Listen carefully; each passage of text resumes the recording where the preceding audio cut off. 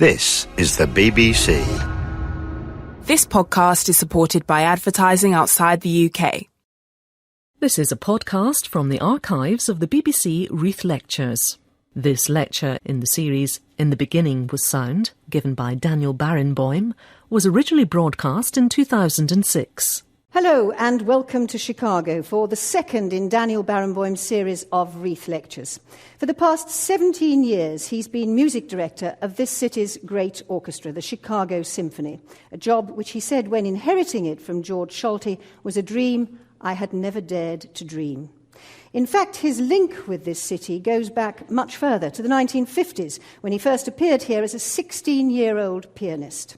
Chicago has always been faithful to Daniel Barenboim, so it's fitting that he should deliver one of his 5 Wreath Lectures here in its Symphony Centre. History, however, does not mean that he only has praise for this place and his players. Chicago is one of the most strikingly visual cities in the world. It was home to the great architects Frank Lloyd Wright and Mies van der Rohe. If architecture, as Goethe said, is frozen music, then Chicago is a natural place for a lecture which addresses the nature and power of musical sound. But even here, in this city that has worked hard to look right, much happens, argues Daniel Barenboim, that prevents it from sounding right. Well, some of Chicago's current leading architects are with us in the audience today, as are jazz, blues and classical musicians, filmmakers, writers, students and philosophers. They'll be exploring the subject matter of the lecture later through their questions. Its title is The Neglected Sense. Its author, Daniel Barenboim.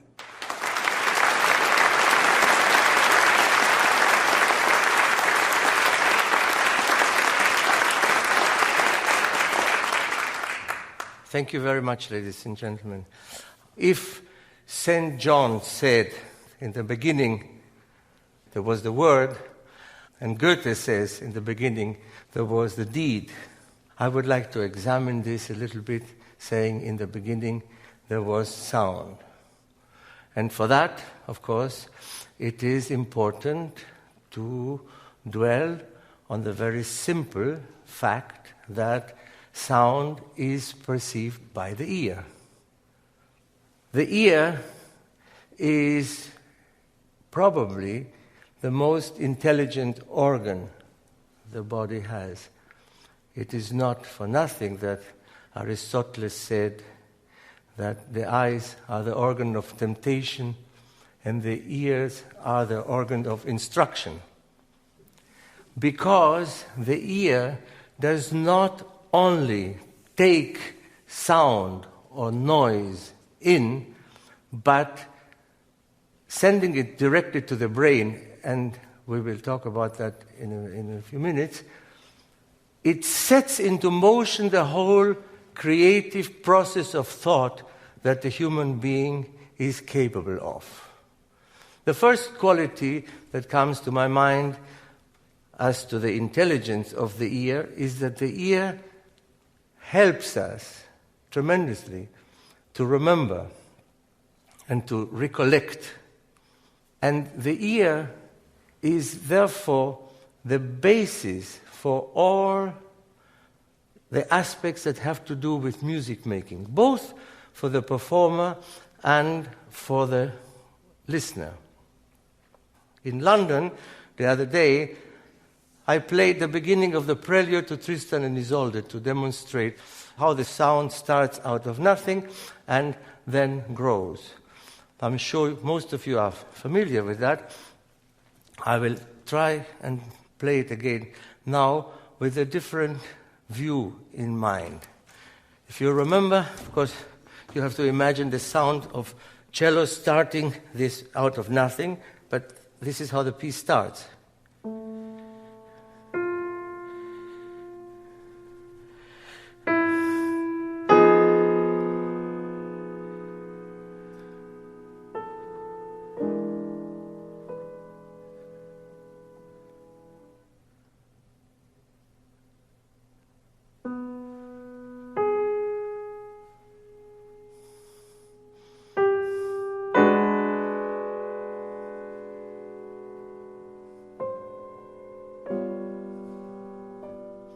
etc. What is the first thing that comes to my mind in the context of what we are reviewing today is that it is the repetition, the accumulation, that makes the tension grow. Besides the fact, of course, that after hearing something which even to the not initiated ear is a dissonance, it repeats.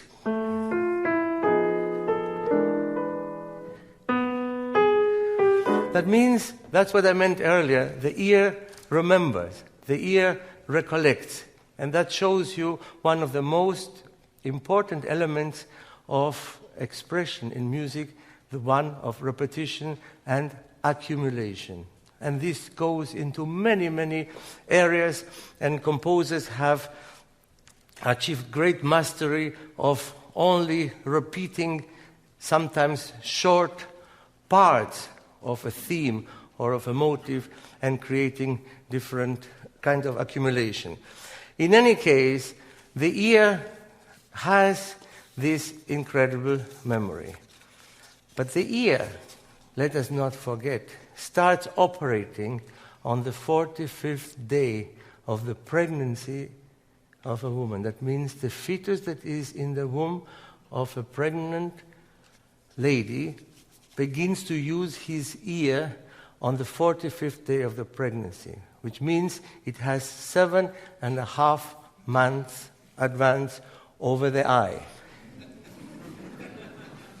And therefore the question is, what do we in our society, in our civilization, do to continue this process and this wonderful fact that we have 7.5 months advance? In any case, whilst on the subject of Wagner, let us not forget that Wagner understood the phenomenon of sound and the phenomenology of sound so well that he created a theater, the Festspielhaus in Bayreuth, which, as you know, where the pit is covered.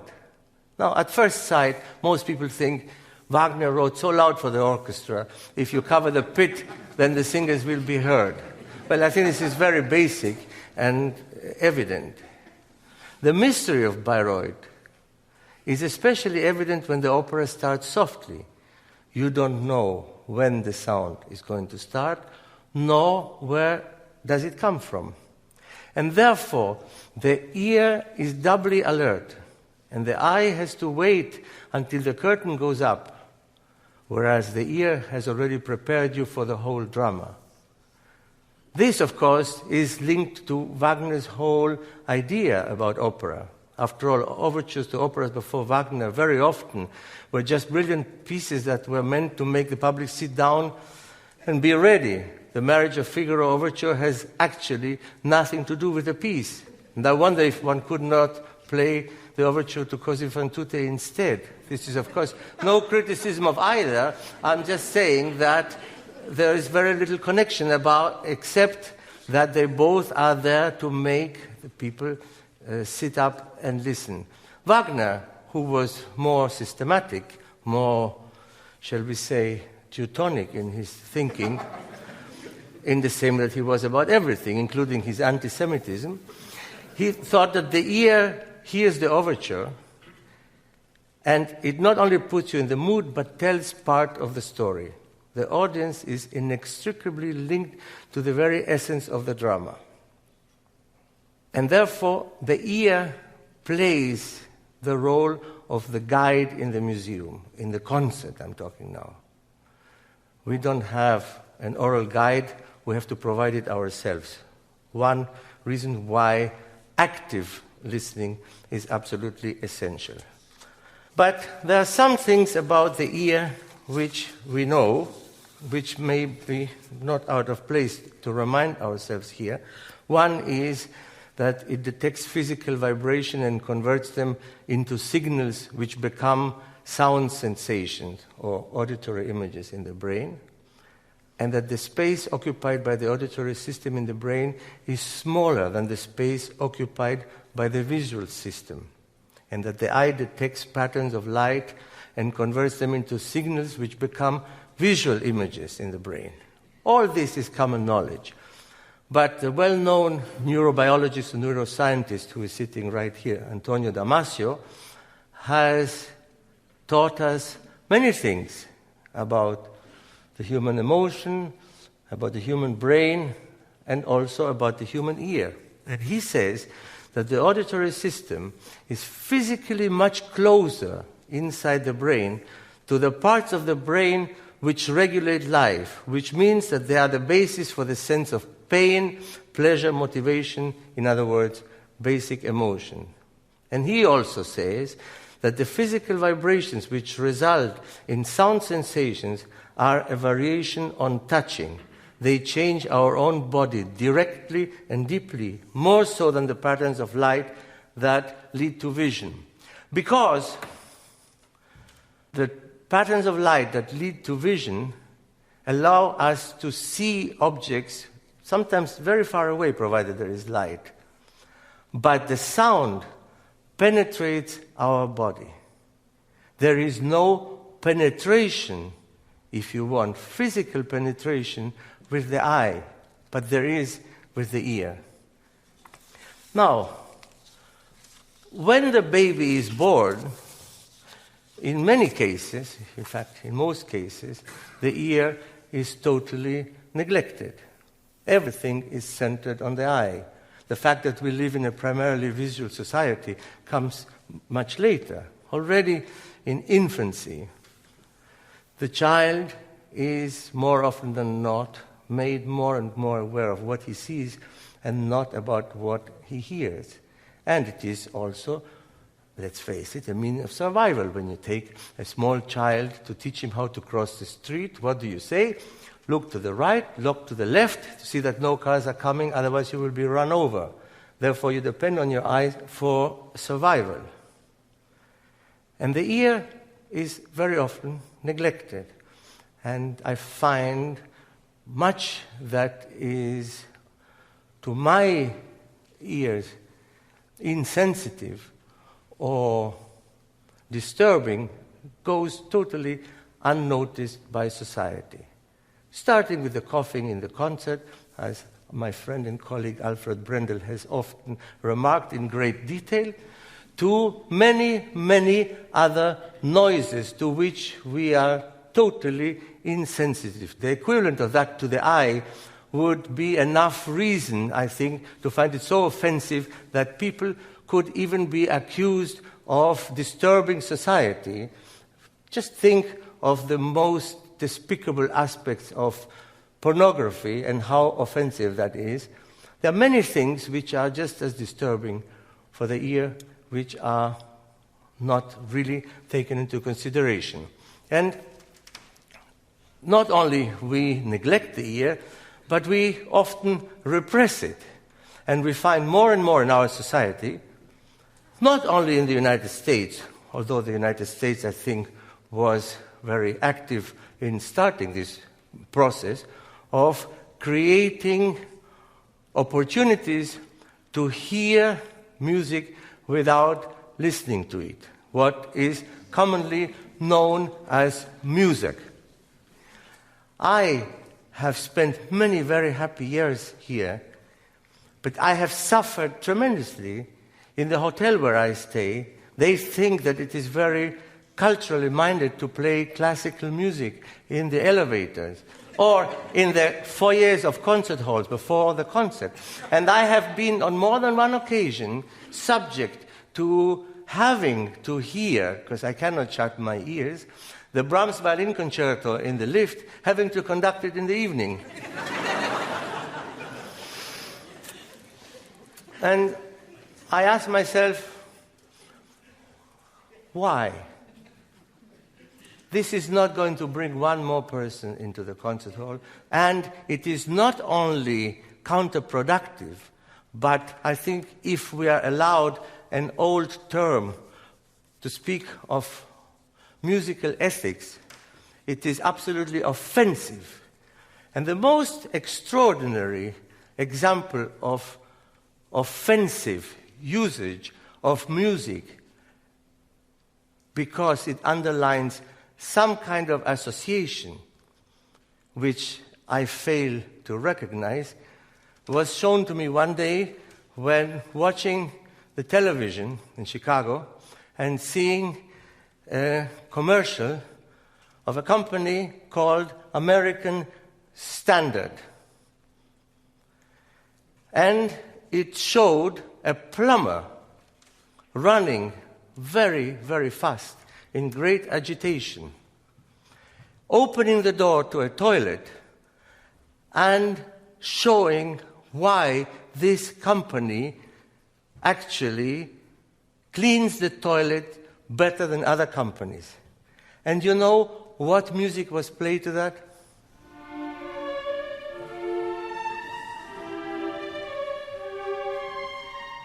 The Lacrimosa for Mozart's Requiem. Now, ladies and gentlemen, I'm sorry. I'm probably immodest enough to think I have a sense of humor, but I can't laugh at this. And I laugh even less when I read a document which I brought here to read to you in its entirety. It was published, I'm afraid I don't know in what newspaper, but it is the editor's note. The following is a letter sent in by Christine Stadtmüller of Basking Ridge. It is in reference to her previous letter, which ran in the April issue of the Catholic Spirit. Thanks for printing my letter in which I objected to the use of music for Mozart's Requiem by American Standard to advertise their new champion toilet. As you can see from the enclosed letter below, it achieved results thanks to the letters from other incensed readers. And the letter is as follows. Thank you for contacting American Standard with your concerns about the background music in the current television commercial for our champion toilet. We appreciate that you have taken the time to communicate with us and share your feelings on a matter that clearly is very important to you. When we first selected Mozart's Requiem, we didn't know of its religious significance. We actually learned about it from a small number of customers like you who also contacted us. Although there is ample precedent for commercial use of spiritually themed music, we have decided to change to a passage from Wagner's Tannhäuser Overture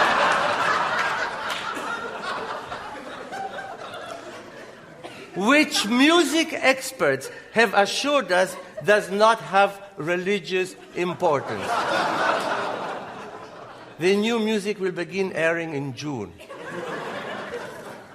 I think that says it all. No, I don't know whether you believe me or not, but it doesn't matter. I didn't read it to get a laugh. I find it absolutely abominable. And now we have the whole Association for Descriptive Marketing in the United States, which is how to use descriptive marketing, how to use music as description, and how to market it this way. In other words, what they are saying to the public is, you don't have to concentrate, you don't have to listen, you don't have to know anything about it. Just come and you will find some association, and we will show you so many things that have nothing to do with the music, and this way you will go into the music. And I ask you, ladies and gentlemen, is that the answer to the so-called crisis in classical music? Accessibility does not come through populism. Accessibility comes through more interest and more knowledge, and not telling people, don't worry, you'll be all right. Just sit there, buy your ticket, sit there, shut your ears, and you will think of something. That is, in fact, what we are telling them. And this is criminal. And this is something which has bothered me more and more and more over the years.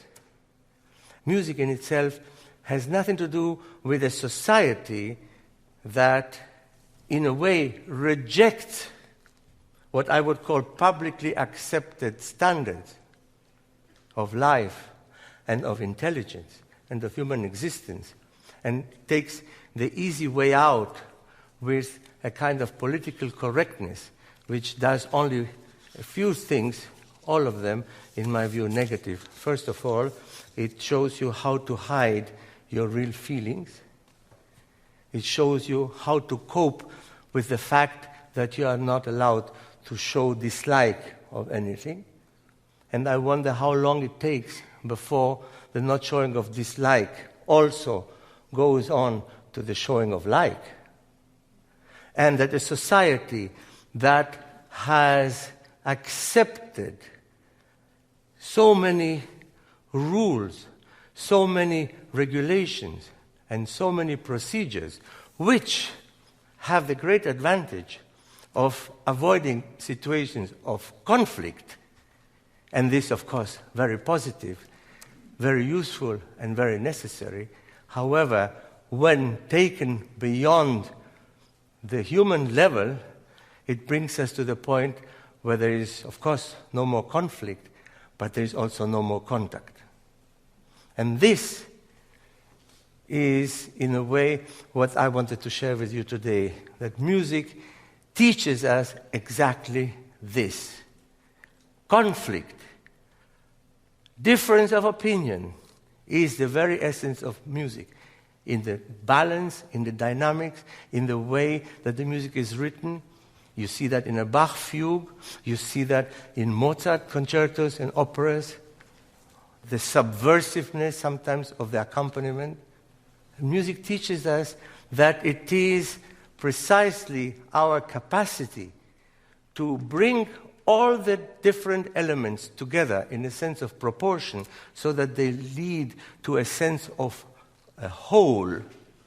And this is what I feel, in my own subjective way, one of the main lessons that I have learned from Music for Life. Because having started very young, I was put in contact very early on with the question, how does a child of 12 or 14 without life experience, how can he express the mature thoughts of a Beethoven?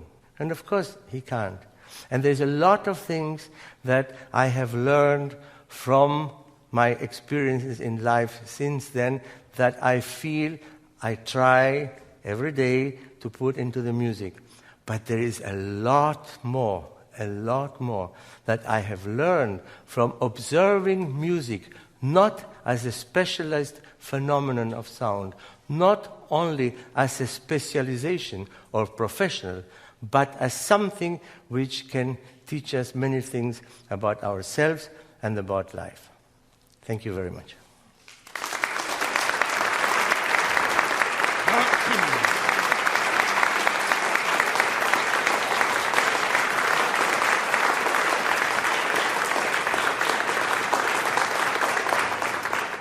Daniel Barenboim, thank you very much indeed. Well, there's a gauntlet or three thrown down, all of which I'm sure our audience here in Chicago would be only too willing to pick up. So let's have your questions, please, if we may. I wonder if we shouldn't, in fact, come to Professor Antonio Damasio, who's sitting on the front row, whom Daniel mentioned during the course of his lecture.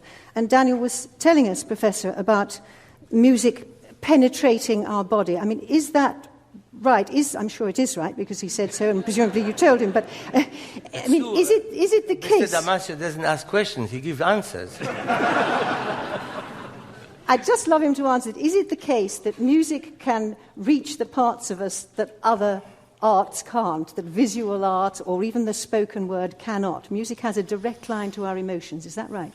I think that's actually a very good way of putting it. It's a direct line which comes out of the fact that there's a very important closeness of the auditory system, especially at the point that it enters the central nervous system, what we generally call our brain, and the parts of the brain that are related to emotion, and as Daniel said, that are related to motivations and to our very deep sense of pain and pleasure, for example. So that closeness is certainly not there for the visual system. And then there's also the fact that this connection between vibration and the sense of the body. You know, you do have the vibration that ends up being sound and is processed from the inner ear into the brain is in itself very, very close to other senses of the body, like, for example, touch, and even our sense of vibration in general, outside of vibration, that ends up forming musical sound. So there are many ways in which music goes very deep because of its closeness to sound, and sound goes very deep because of its closeness to emotion. And does it matter what kind of sound it is really the question. Does it have to be harmonious sound? Well, sound in general has that capacity to, in fact, penetrate is not a bad word, and of course it can do good and do harm. For example, if you listen to the strings in the score of Bernard Herrmann for Alfred Hitchcock's Psycho, there's the famous bathroom scene where Janet Leigh is stabbed, and in fact, what you're hearing is not screams like most people imagine. What you're hearing is strings that were very nicely played in the score and that give you the suggestion of screaming. But in fact, they are received by the listener as something horrible, as something, in fact, frightening. And so sound can produce fright, can produce fear, can produce many other emotions, so they can be good or bad. But do you object, Daniel, to music being used to manipulate us in terms of the visual, in terms of films? I mean, and the Psycho example is a very good one. No, of course not. I'm just saying the nature of music. It's Psycho. I mean, if you're talking about Psycho, I mean, if you want to know the power of music, just imagine the famous shower scene to which Antonio Damasio is referring now, and instead of this absolutely excruciating music coming, then somebody playing something stupid like... I want to know what kind of sense of fear the viewer will have. Shows you how powerful music is. Lady there. I'm Carol Ross Barney, and I'm an architect here in Chicago. I'm one of the people that make the Frozen music. I think the idea that you put forward about Muzak is really something that I encounter all the time, thinking about it as clutter. Because if you look at architecture today, I think we face the same issue, but it's not just sound clutter, it's visual clutter, and it's all over. And my question is, do you think that your theory about education and structure really needs to extend to all the arts, that we're neglecting those things, and what it's costing us is the environment to make our spiritual and emotional lives grow? I don't know. I'm even careful to articulate what I feel about the music, because I've spent so much time with it. I would not consider myself in a position to make comments about others, but I would think so too. I think art, whether it is the visual art or the music, art only has sense for me if it really penetrates your innermost being as a human being, not when it is just an object to either hear or look at without it having any effect on you. You tell people you don't have to think, you just think of something else and then you will be okay. On the contrary, you have to. You will get more out of the music if you are able to really actively listen, to actively put in there, even if it is completely different from me or anybody else. If I think a piece of music has, in that particular place, an incredible mathematical construction, and you're totally oblivious to it, it's no problem at all, so long as you have something instead of that. If you just listen to it mechanically and don't let it touch you, then I have a problem with you. And the political correctness allows us not to have a point of view. Can I just, while we're on the subject of architecture and music, just be the devil's advocate for 1 second? Because I think you mentioned that it was clutter, architectural clutter, musical clutter. Isn't that the nature of the 21st century? What are you really suggesting, Daniel, that we should do, that we should walk around in silent buildings all day and preserve our ears for the concert hall that evening and never take a telephone call and never listen to an iPod? Well, there's no need to be that radical, You don't have to become a fundamentalist of silence. I thought that's what you were advocating. Better we fight for the silence of fundamentalism, but not for... But I think that when you go to a concert and you are absolutely, unavoidably put in a situation where you hear music and sometimes the same piece you hear, it is counterproductive. Sandra Trehab. I'm an experimental psychologist at the University of Toronto, and most of my work is with infants and young children. And I would argue, contrary to what you've been saying, would say that infants are intensely engaged by music. And when their mothers all over the world informally sing to them, and they sing expressively, often without training and so on, but the expressiveness and sincerity of those performances is absolutely captivating for infants. And what you see really is that as children enter, whatever you want to call it, the public music machine or the music lesson industry, some of that starts fading away. But you have intense passion for music early in life. Yeah, that's unequaled later on. But of course, you are preaching to the converted. I agree with you 150%. But what is happening is that the system in the schools, this dimension, what you are describing, which is the human dimension, the expression of music being the human dimension, this is left aside because it is treated as a specialized ivory tower profession that has nothing to do with anything else. But in the course of training, there's a big focus on, self-discipline, as you say, and a lot of repetition and drill and so on. When you have motivation, terrific motivation, whether it's for someone to get baskets on a basketball court or they adore music. So young children will do things over and over and over again when they love it. But I think it is our duty as educators to teach children that there is no contradiction between love and discipline. If we don't do that, we will get nowhere. And look, we've got some young children over here. I think are you musical students, all of you? Do any of you have a view on what you're hearing? The boy there.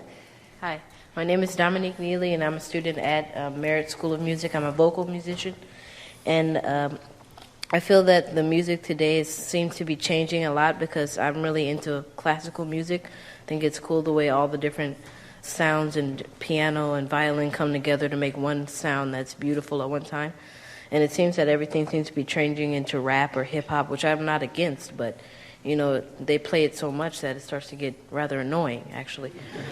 So, and it seems that in my school and many different schools that they seem to be pushing actual just music in general out of the school. It's more academically based, and I need like an ounce of music a day. So, Is there an advocate of rap or hip hop here who would like to defend? There, here we are on the back row. Just in case they think we've got a whole audience who are classical music fans here, there is one person. My name is David Kelly. I go by the name Capital D. I'm a hip-hop musician. But I actually had a question with respect to, given the connection between emotion and music, do you see You mean you're not going to defend hip-hop? No, I'm not going to defend hip-hop. It doesn't need to be Is it defended. indefensible? A lot of what you hear is indefensible, but not all of hip-hop. Okay, go on, put your question. But given the connection between emotion and music, do you believe that the disrespect of music inside of this society is inevitable given the downgrading of emotions inside of this society and this concept that true intelligence is somehow divorced from emotions? Well, I don't believe that true intelligence should be divorced from true emotion, and true emotion should not be divorced from true intelligence. This is why music, in a way, seen that way, and this is what brings us back to the children, that music is not a profession. It has to be a way of life, so that it is no difference between what you think and feel in music and what you do in other ways. Bob Yardingen, Northwestern University. Maestro, the noble houses of Europe often had a platform above a great room where musicians would play behind a screen. And was this not Muzak for monarchs? And was Elizabeth I's private lute player in her bedchambers not a human iPod? And so has technology just transferred the delights and entertainments of the rich to the masses? Yes. But I think that the rich at that time controlled when and how they wanted to do that. I would have absolutely nothing against that. I'm perfectly happy to come home one day at the end of a long day and put my feet up and have a good drink and maybe listen to whatever music it may be. But I resent the fact that I have to go on the plane or I have to go to a concert, and on the way into the concert, in the foyer, I'm forced to hear music. I object to that.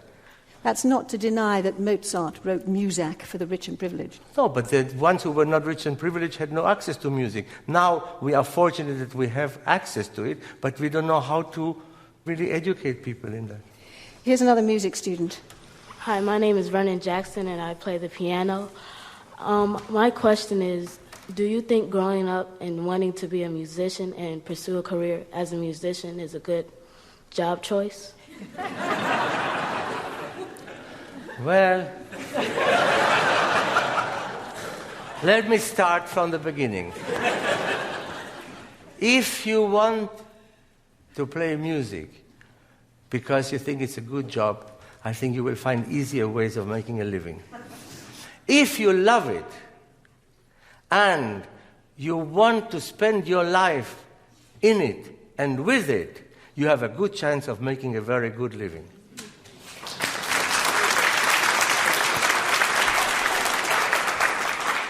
You wouldn't like to hear him play afterwards, Maestro? Hello, I'm Mark Galehood from Time Out Chicago, and I have a question related to all the Vernon Jacksons of the world. And I've talked to many professors at American conservatories, and I asked them, they are turning out so many students today. There's obviously not gainful employment going to be available for all of them. They all aren't going to be able to win jobs at the Chicago Symphony. And so why do they keep on teaching all of these students? And the answer that I've always gotten is that the diligence and work ethic that they hopefully have instilled in them will serve them well if they decide to be a doctor, a lawyer, a teacher, whatever.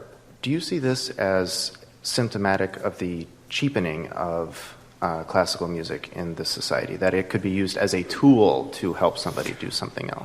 Well, Mozart didn't consider himself a professional, neither does Pierre Boulez. Music has to use professionalism in the sense of the discipline that is required.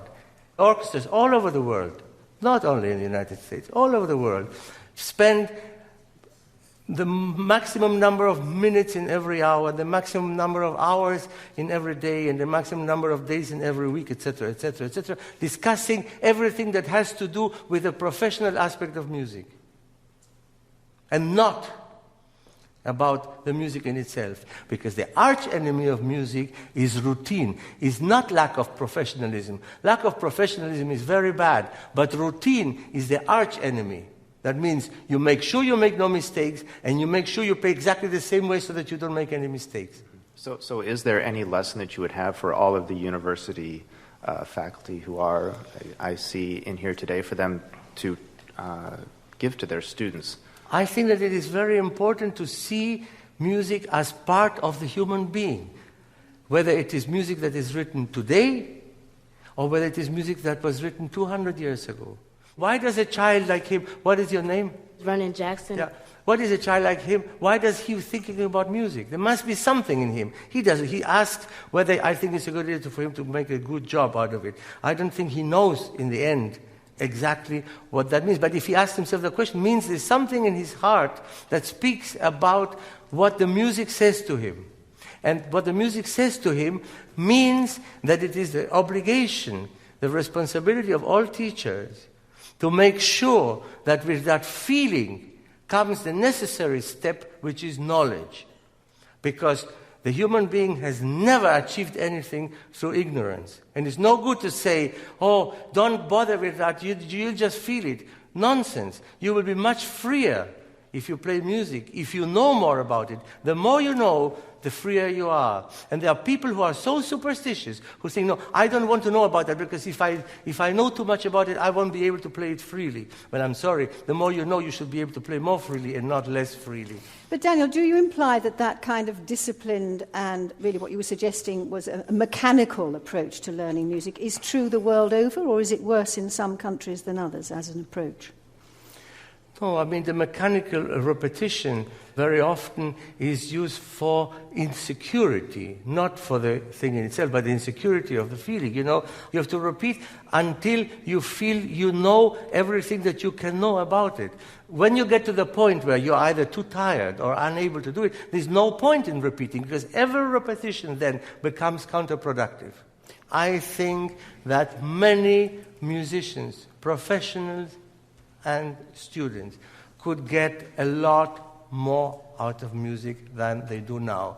I think that in the end, a lot of what made them start with music is forgotten, and it becomes a pattern of life instead of a way of life.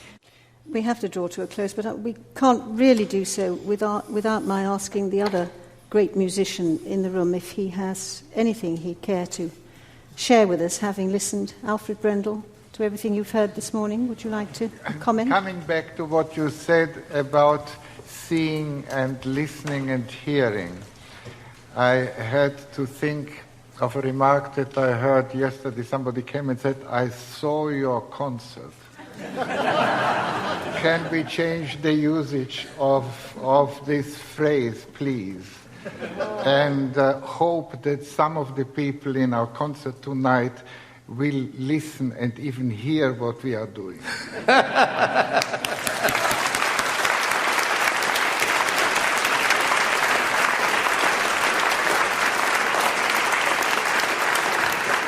Thank you. Thank you very much for that. Next week we travel to Berlin, where Daniel Barenboim is music director of the State Opera, and there he'll be asking why it is that cultured people talk freely about books and films and the visual arts, but when it comes to music, often lack a view.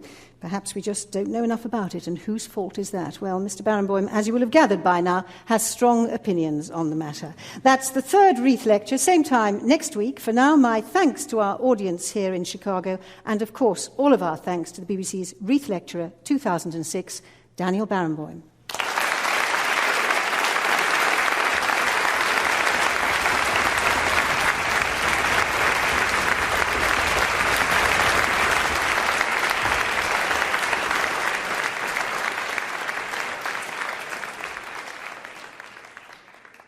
You've been listening to a podcast from the archives of the BBC Wreath Lectures.